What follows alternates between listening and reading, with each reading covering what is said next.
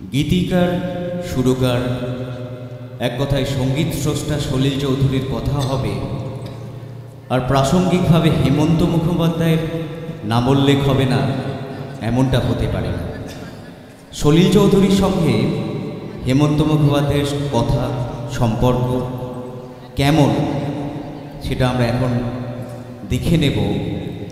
সলিল চৌধুরীর আত্মজীবনীমূলক লেখা জীবন উজ্জীবন এবং এই গ্রন্থ থেকে কিছুটা অংশ পাঠ করার মধ্য দিয়ে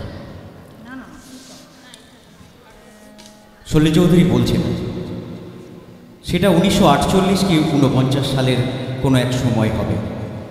হেমন্ত মুখোপাধ্যায়ের সঙ্গে দেখা হলো, আলাপ পরিচয় হলো। কিছুক্ষণের মধ্যেই হেমন্ত মুখোপাধ্যায় হয়ে উঠলেন আমার কাছে হেমন্ত দা। গণনাট্যের বেশ কয়েকটি গান আমার বেশ জনপ্রিয় হয়ে উঠেছিল সেই সময়।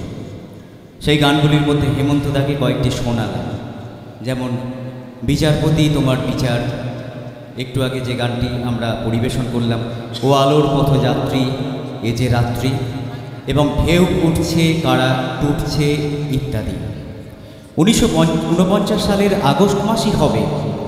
হঠাৎ একদিন শুনলাম আমার কোনো এক গাঁয়ের বধূ গানটা হেমন্তদা পুজোর গান হিসেবে রেকর্ড করে ফেলেছে এবং বেরুবার সঙ্গে সঙ্গেই হইচই পড়ে গেল গানটা নিয়ে। আজকের ভাষায় যাকে বলে সুপার ডুপার হিট, ঠিক সেই রকমই।